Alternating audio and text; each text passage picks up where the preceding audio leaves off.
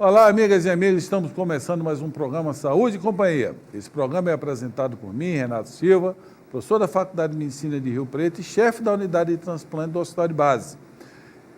Esse programa também é apresentado pelo professor Domingos Marcolino Braille. O professor Braille é professor emérito da Unicamp e professor emérito da FAMERP. E esse programa chama-se Saúde e Companhia, porque vocês já sabem que nós sempre temos aqui na bancada alguém que vai trazer informações para você cuidar melhor da sua saúde e da sua família. E hoje nós temos aqui o doutor Francisco Hinaldo Júnior, que é médico infectologista, pós-graduação na nossa instituição. Hoje ele faz parte do Departamento de Medicina e Infectologia, só para ficar registrado assim, o nome do departamento é muito maior, e ele tem uma experiência muito grande em infecções, é um dos coordenadores da Comissão de Infecção Intra-Hospitalar, faz parte da equipe de transplante, então, nenhuma equipe hospitalar pode se viver sem um infectologista. Então, Hinaldo, mais uma vez, fala aí o que é a tua especialidade, o que é um infectologista? Opa, boa tarde. Então, é sempre um prazer estar aqui, professor. Infectologista é aquele médico que trata das doenças infecciosas, né? E a gente tem doença infecciosa em todo lugar, em todos os órgãos, né? Então, bem lembrado o que o professor falou, todo hospital, toda instituição deve ter um infectologista para tratar, para cuidar e orientar sobre a questão do controle das infecções daquele hospital, daquela instituição. O que é uma comissão de infecção intra-hospitalar? Explica aí para a população. Uhum. Todo hospital, todo serviço de saúde tem que ter um departamento, um órgão, uma comissão que trata, supervisiona e previne, tá, a ocorrência de infecções hospitalares. Tá? Aquela infecção que foi causada, que foi que aconteceu, que foi adquirida no ambiente hospitalar por conta de algum procedimento, cirurgia, ou durante aquele período em que o paciente estava sob assistência no hospital. Tá? Antes da gente falar da infecção hospitalar, vamos voltar um pouco lá no início do antibiótico, né, quando o Fleming estava fazendo seu experimento e houve uma contaminação com fungo, e aí foi estudado a penicilina, que acho que foi em 1928, por aí, que ele ganhou o prêmio Nobel, e quando ele ganhou o Nobel, ele já falou que a penicilina não ia resolver tudo, porque podia criar resistência. O que é essa resistência que o antibiótico provoca, a bactéria desenvolve no antibiótico? Muito bem lembrado. Isso, Fleming mesmo descobriu a penicilina em 1928 e recebeu o Prêmio Nobel de Medicina por conta dessa descoberta. E no discurso em que ele recebeu o prêmio, ele alertou a todos os médicos que se aquela substância que ele havia descoberto não fosse usada com critério, tá, com indicação precisa, na dose adequada, aquele micro-organismo, aquele germe, pode desenvolver resistência e aquele medicamento deixar de fazer efeito. E é exatamente isso que a gente está vivendo hoje. Hoje a gente tem uma epidemia que ocorre silenciosa no Brasil e em todo o mundo por conta de bactérias que são cada vez mais resistentes aos antibióticos. Essa resistência ela é extremamente complexa, não é? De um tempo para cá, o Ministério está normatizando mais antibiótico. Mas antibiótico qualquer um podia chegar em uma farmácia e comprar e tomar como se toma uma vitamina ou um remédio qualquer. Isso teve um impacto na resistência ou tem um impacto na resistência?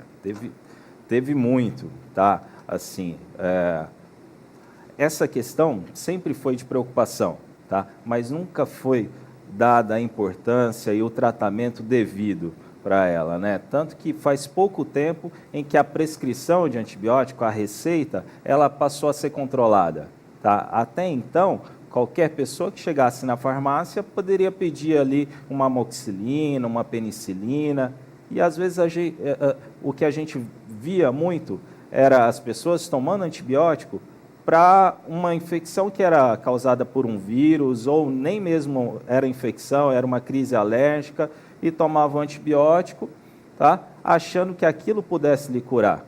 E essa tomada de antibiótico, ao longo dos anos, muita gente fazendo isso, é que desencadeou a resistência às bactérias.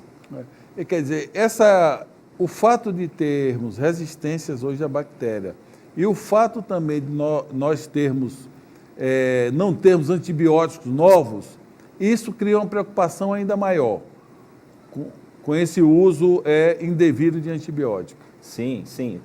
O problema maior não é nem a resistência. A resistência aos antimicrobianos, aos antibióticos, a gente sempre teve, né? Fleming, lá em 1928, já nos alertou sobre isso. O grande problema que nós estamos vivendo é a velocidade com que esses micro-organismos têm aparecido.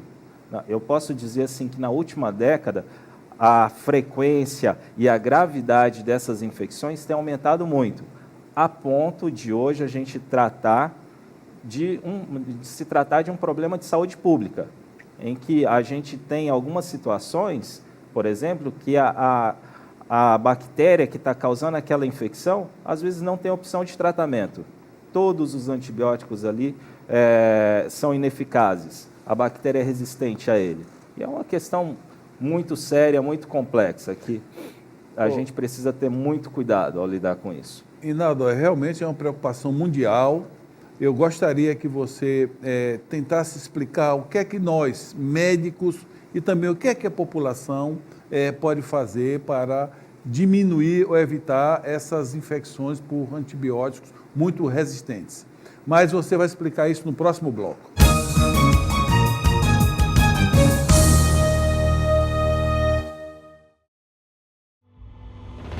Respeito ao ser humano, credibilidade, ética, transparência e atendimento humanizado.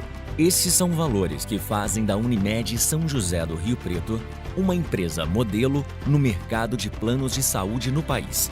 Mais de 250 mil clientes. Plano com a mais ampla rede de atendimento. 1.400 médicos. Primeira cooperativa do sistema Unimed a conquistar o selo de acreditação em qualidade concedido pela ANS e atualmente reacreditada com nota máxima. Uma das 150 melhores empresas para se trabalhar.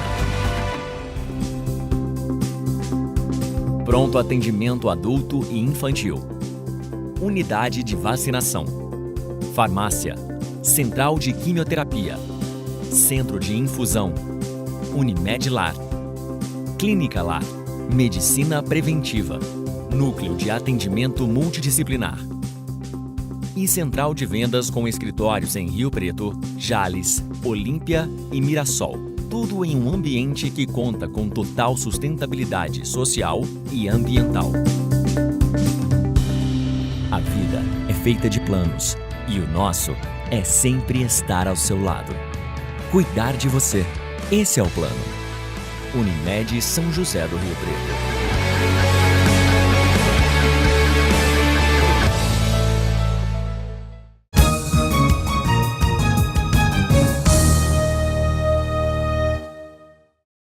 Olá, amigas e amigos, estamos voltando com o programa Saúde e Companhia, hoje com a presença do Dr. Inaldo, que é um infectologista que tem uma vasta experiência em infecção hospitalar e todo tipo de infecção.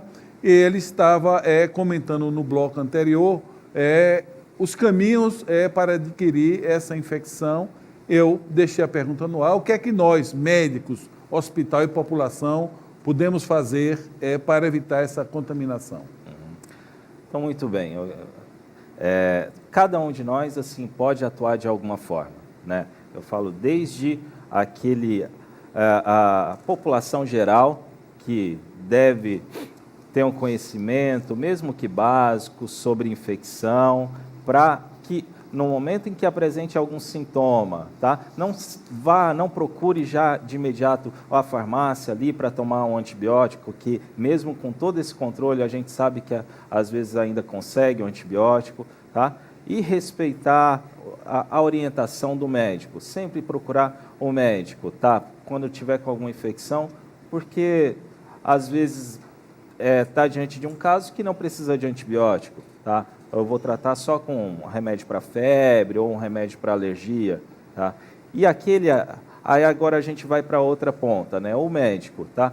Ele deve avaliar muito bem o paciente, para a gente ter uma percepção geral do paciente, para saber qual o melhor antibiótico dar para aquela situação, tá? Porque a gente tem apesar de ter um leque de antibióticos muito grande, tá? A gente está vendo que, assim, se o antibiótico ele for mal indicado, mal prescrito, tá?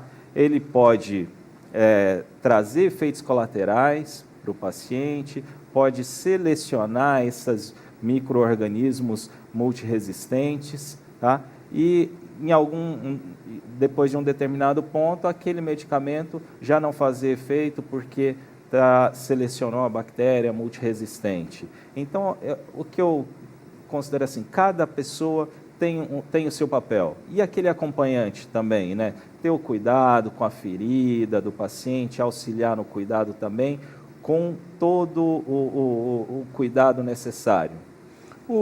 Imagine o seguinte, olha que coisa muito séria nós estamos falando aqui. É muito comum você usar um antibiótico e ainda sobrar, e quando alguém na família tem um sintoma parecido, corre para usar esse resto de antibiótico. Isso é extremamente complicado, porque o antibiótico ele tem que ter uma indicação precisa e ele tem o tratamento e tem a profilaxia também, né? Às vezes o antibiótico é usado para fazer uma profilaxia. O que é uma profilaxia antibiótica? Profilaxia é quando eu uso um antibiótico para evitar a infecção, né? E o tratamento é quando eu tenho infecção e eu preciso tratar, combater aquela infecção. Então, por exemplo, assim, um exemplo de profilaxia, tá? É quando vai fazer uma cirurgia, tá? Eu vou fazer uma incisão na pele, eu vou cortar a pele, que é a principal mecanismo de defesa, a principal barreira que a gente tem. Então, no momento em que eu faço esse corte, eu preciso evitar que ocorra a infecção. Então, nesse momento, eu dou o antibiótico. Mas é naquele momento. Eu não preciso continuar tomando antibiótico por mais uma semana, por mais dias. Tá? Um outro exemplo de profilaxia, tá? É quando a pessoa vai fazer um tratamento de dente, né? A gente sabe que a nossa boca ela é muito contaminada, tem muita bactéria dentro da boca. Tá? E se dependendo do tratamento de dente, dependendo se vai ter muito sangramento ou uma lesão muito grande, eu posso introduzir aquela bactéria que está dentro da boca para a corrente sanguínea, para o sangue. Tá? Então, nesse momento, eu tenho que fazer a profilaxia com antibiótico, é para evitar a infecção. É diferente, por exemplo, se eu tenho alguma infecção, por exemplo, infecção de garganta, em que eu vou tomar um antibiótico para tratar, para combater aquela infecção. Aí sim eu preciso dar um antibiótico por mais tempo, por 3, 5 dias. E isso quem pode determinar qual tempo do tratamento é o médico. Você citou uma coisa bastante interessante, porque o procedimento dentário está sendo realizado todos os dias, dia todo, em qualquer lugar do mundo. Se a pessoa que vai fazer esse tratamento dentário, ele já tem alguma doença de base, por exemplo, cirrose, aí seria obrigatório ele usar a profilaxia, ou não? Sim. Na verdade, assim, quem já tem algum problema de saúde, o risco de acontecer infecção, e a infecção mais importante que a gente está falando aqui é a endocardite infecciosa, né, que é a inflamação e infecção da válvula do coração, tá? Essa é a infecção mais grave. Então, quem já tem algum problema de saúde, cirrose, ou HIV, ou tem problema no pulmão, no coração, está sob maior risco. Mas não quer dizer que quem seja saudável também não possa ter infecção. Então, mesmo quem não tem nenhum problema de saúde, vai fazer um tratamento dentário, dependendo desse tratamento, está indicado a antibiótico profilaxia. Tomar o antibiótico antes do procedimento, porque é aí que eu evito o risco. Seja, a gente costuma comparar a profilaxia com o filtro solar, né? Quando que o filtro solar, o protetor solar deve ser utilizado? É meia horinha antes de se expor ao sol. E não adianta nada usar protetor solar depois que acabou o sol. É antes do risco. Inaldo, a pessoa saudável que vai fazer um implante, quer dizer, é uma cirurgia óssea o implante, né? Sim. É o implante. Esse, mesmo saudável, ele deve usar a profilaxia. Mesmo saudável, deve usar a profilaxia. Tá. Nós estamos discutindo isso aqui, nós lidamos, Inaldo, nós somos parte da mesma equipe, com doentes extremamente graves, nós temos equipe de dentista especializada para tratar desses doentes, porque esses doentes têm distúrbio de coagulação, são doentes muito graves, isso é uma rotina na nossa instituição, mas esse alerta é extremamente importante, que o doutor Inaldo está dando aqui, que essas agressões necessárias na boca precisam de um antibiótico profilático. Bem, mas nós vamos falar no próximo bloco da superbactéria, né? Essa infecção, como ele já comentou aqui, que às vezes não tem nenhum antibiótico para dar para tratar essa bactéria. E como é que esse doente fica se não tem nenhum antibiótico? Você vai responder no próximo bloco, por favor, não mude de canal.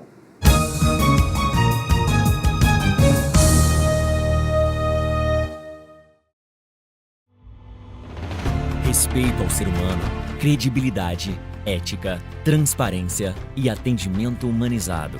Estes são valores que fazem da Unimed São José do Rio Preto uma empresa modelo no mercado de planos de saúde no país. Mais de 250 mil clientes. Plano com a mais ampla rede de atendimento. 1.400 médicos. Primeira cooperativa do sistema Unimed a conquistar o selo de acreditação em qualidade concedido pela ANS e atualmente reacreditada com nota máxima. Uma das 150 melhores empresas para se trabalhar. Pronto atendimento adulto e infantil. Unidade de vacinação. Farmácia. Central de quimioterapia. Centro de infusão. Unimed Lar. Clínica Lar. Medicina preventiva. Núcleo de atendimento multidisciplinar. E central de vendas com escritórios em Rio Preto, Jales, Olímpia e Mirassol. Tudo em um ambiente que conta com total sustentabilidade social e ambiental. A vida é feita de planos e o nosso é sempre estar ao seu lado. Cuidar de você. Esse é o plano. Unimed São José do Rio Preto.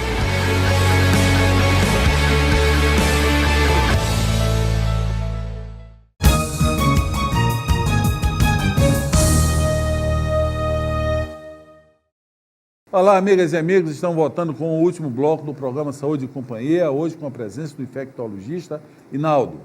Inaldo, no bloco anterior, nós já falamos de antibiótico, de resistência, e você colocou que chega um determinado momento que nós identificamos uma bactéria super resistente e nós não temos antibiótico para tratar. Isso quer dizer que o doente vai morrer? Olha, não necessariamente, graças a Deus, porque a gente tem um sistema de defesa, mas com certeza fica muito mais difícil de combater uma infecção se eu não tenho um antibiótico ideal para aquela situação, né? A gente ouve falar muito assim de superbactéria, às vezes as pessoas não entendem muito bem. Se me permite, deixa eu explicar isso. Por favor. Tá. O que é uma superbactéria? A gente pensa de superbactéria, lembra de super-herói, que tem um superpoder, né? Que tem uma característica que a faz prevalecer, que deixa ela mais forte. E é exatamente isso, tá? As bactérias a gente tem aos milhões, aos trilhões no nosso corpo e no meio ambiente. E essas bactérias estão sempre se multiplicando.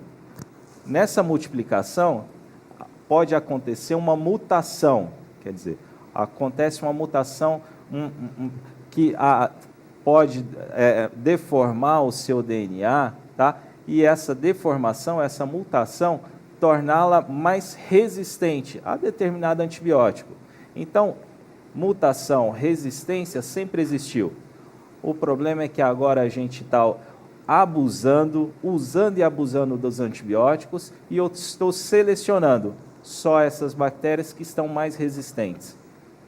Se você, Inaldo, fosse dar um conselho assim para um colega cirurgião que está nos ouvindo, que ele não tem o... Porque todo dia eu digo, você ser médico de uma instituição como a Faculdade de Medicina de Rio Preto, o Hospital de Base, é muito confortável, porque a cada metro você tem um especialista para trocar ideia. Essa é uma grande vantagem de você estar em um hospital-escola.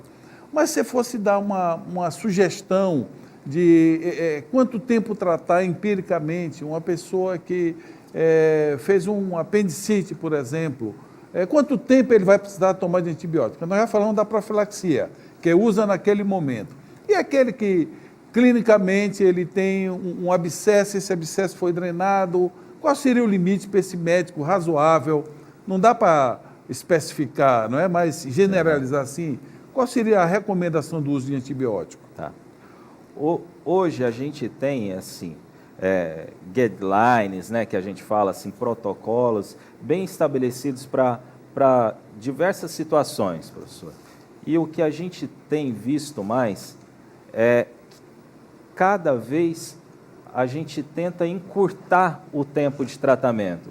Antes a gente usava antibiótico por longos períodos, 7, 14 dias, 21 dias, sempre múltiplo de 7, né? Esse número cabalístico que a gente tem. Mas nem todo paciente precisa ou vai se beneficiar dessa quantidade enorme de tratamento, tá? O que a gente sabe hoje, controle do foco é o principal medida e o marco para a gente determinar o tempo de tratamento. Então, em alguma situação, por exemplo, o professor falou da apendicite, se eu removi o foco, se eu operei o paciente, tirei aquele pedaço do intestino que estava infeccionado com pus, tá? Eu já tirei o foco, já eliminei aquela infecção. Então, o que eu preciso ali, mais 1 ou 2 dias para terminar o tratamento.